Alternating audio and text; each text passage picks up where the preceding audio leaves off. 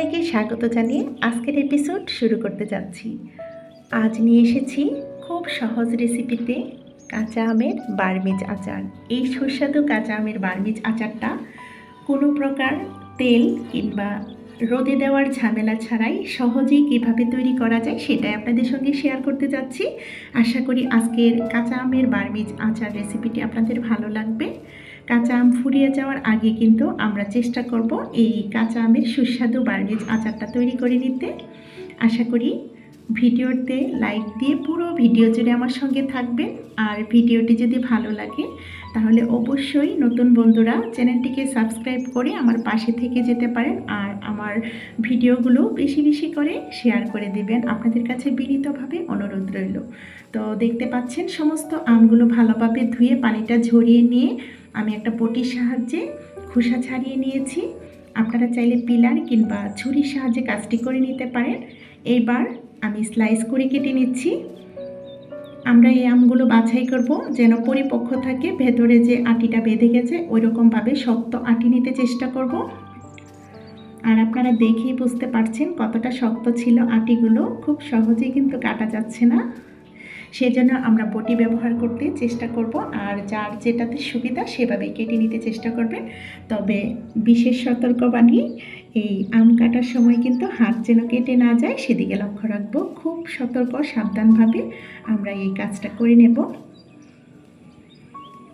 এইভাবে করে আমি সমস্ত আমগুলো স্লাইস করে কেটে নিয়েছি। আপনারা স্লাইসের যে পরিমাপটা দেখতেই পাচ্ছেন, এখানে 1/2 ইঞ্চি পুরো রেখে আমি স্লাইসগুলো করে নিয়েছি। খুব একটা মোটা যেন না হয় আর খুব যেন পাতলা না হয় সেদিকে লক্ষ্য রাখবো। এবার ভেতর থেকে যে আটিগুলো বের করে নিচ্ছি, এই আটিগুলো যদি বের করে না নিই তাহলে কিন্তু তেতো ভাব হয়ে যাবে। এই যে এগুলো কিন্তু খেতে তেতো হয়, মুখে লাগলে বাজে লাগবে, সেজন্য আমরা এগুলো বের করে নিয়েছি সমস্ত আমের ভেতর থেকে। আর আমি কতটুকু করে স্লাইস করে নিয়েছি সেগুলো আপনাদেরকে দেখিয়ে দিচ্ছি। দেখুন, আপনারা দেখেই বুঝতে পারছেন। তবে আপনারা চাইলে আর একটু মোটা রাখতে পারেন। এইবার যে পাত্রে আচারটা তৈরি করব সরাসরি আমি ওই পাত্রে ঢেলে নিয়েছি। এখানে 1 কেজি পরিমাণ কাঁচা আম ছিল। 1 কেজি পরিমাণ কাঁচা আমের জন্য দিয়েছি মেজারমেন্ট কাপের 1 কাপ পরিমাণ চিনি। আর আমে কতটুকু স্বাদ আছে বা টক আছে সেটা বুঝে আপনারা কমিয়ে বাড়িয়ে দিতে পারেন চিনিটা। আর এখানে দিয়েছি 1 চা চামচ পরিমাণ লবণ। দিয়ে চিনি, লবণ ও আমের স্লাইসগুলো একটা খুন্তির সাহায্যে ভালোভাবে গামাখা করে নিয়েছি। করে নিয়ে আমরা এটা রেস্টে রেখে দেব ঢেকে 30 মিনিটের জন্য। এবার একটা আচারের জন্য মশলা তৈরি করে নেব। দেখতে পাচ্ছেন ধনিয়া 1 টেবিল চামচ পরিমাণ, মৌরি 1 টেবিল চামচ পরিমাণ, 1/2 টেবিল চামচ পরিমাণ করে মেথি, জিরা, সাদা জিরাটা, এরপর এখানে কালো জিরা, সাদা সরিষা, কালো সরিষা এগুলো, আর কিছু নিয়েছি 4-5টার মতো শুকনো মরিচ। ভালোভাবে শুকনো কলাই টেলে নিয়ে গুঁড়ো করে নিয়েছি। আমরা আধো ভাঙা করে গুঁড়ো করে নেব। এবার 30 মিনিট পর দেখতে পাচ্ছেন আমি আবারও চলে এসেছি। ওই যে আমগুলো যে চিনিতে ভালোভাবে ম্যারিনেট করে রেখে দিয়েছিলাম, অনেকটাই পানি বেরিয়ে আসছে। এই পানিটা দিয়ে সেদ্ধ করে নেব। এখানে কোনো প্রকার যেন পানি না দেওয়া হয় সেদিকে লক্ষ্য রাখবো। এবার আমি একটু ঢেকে চুলার আগুনটা মিডিয়াম টু হাই ফ্লেমে রেখে 5 মিনিট জাল করে নিয়েছি। এবার চুলার আগুনটা একদম লো হিটে রেখে দিয়েছি। লো ফ্লেমে রেখে দিয়ে আমরা এখন ঢাকনাটা সরিয়ে আলতোভাবে একটু নাড়াচাড়া করে নিচ্ছি যেন একদম ভেঙে না যায় সেদিকে লক্ষ্য রাখবো।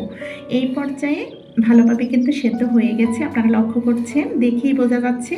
এবার দিয়ে দিচ্ছি 1/2 টেবিল চামচ পরিমাণ লাল মরিচের গুঁড়ো, হলুদ গুঁড়ো আর বিট লবণ দিয়েছি 1/2 টেবিল চামচ পরিমাণ। এইগুলো দিয়ে দিয়েছি। আমরা কিন্তু আগে সাদা লবণটা ব্যবহার করেছিলাম চিনির সঙ্গে ম্যারিনেট করার সময়। এবার বিট লবণটা দিলে কিন্তু খুব সুস্বাদু হয়, যদি হাতের কাছে না থাকে না দিলে কোনো সমস্যা নেই।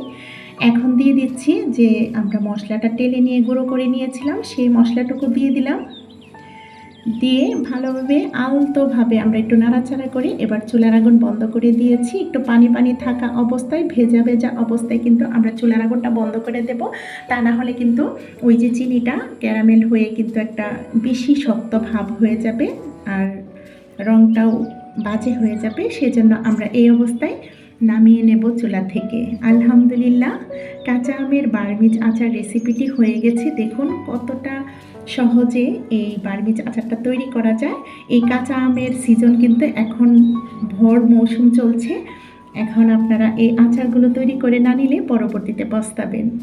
আর এটা একবার খেলে বারবার খেতে ইচ্ছে করবে, আমি কথা দিচ্ছি। খেতে এতটা সুস্বাদু হয়। তো আমি এখন দেখিয়ে দিচ্ছি। দেখুন প্রতিটা আমের স্লাইস কিন্তু ভেঙে যায়নি, তবে পারফেক্টভাবে সেদ্ধ হয়েছে। খুব অল্প সময়ে 10 মিনিটের উপরেও লাগে না এই বার্মিজ আচারটা তৈরি করতে। আমার এখানে 6 থেকে 8 মিনিট সময় লেগেছে এই বার্মিজ আচারটা তৈরি করতে। এখন আমি সার্ভিং প্লেট থেকে একটা স্লাইস উঠিয়ে দেখিয়ে দিচ্ছি। আশা করি আপনারা দেখেই বুঝতে পারছেন কতটা পারফেক্ট হয়েছে। খেতে দুর্দান্ত স্বাদের হয়, একবার হলেও তৈরি করবেন। আর এটা খুব বেশি দিন সংরক্ষণ করা যাবে না, নর্মাল ফ্রিজে 1 মাসের মতো কি 2 মাসের মতো রাখা যাবে। আর কারণ এখানে কোনো সিরকা বা ভিনেগার ব্যবহার করিনি, এটা আমরা খেয়ে ফেলবো। তো পরবর্তী ভিডিও দেখার আমন্ত্রণ রেখে আপনাদের সবার সুস্বাস্থ্য কামনা করে আজকের মতো ভিডিওটা এখানেই শেষ করব। সবাই ভালো থাকবেন, সুস্থ থাকবেন, আমাদের পাশে থাকবেন, আমাদের জন্য দোয়া করবেন। আল্লাহ হাফেজ, আসসালামু আলাইকুম।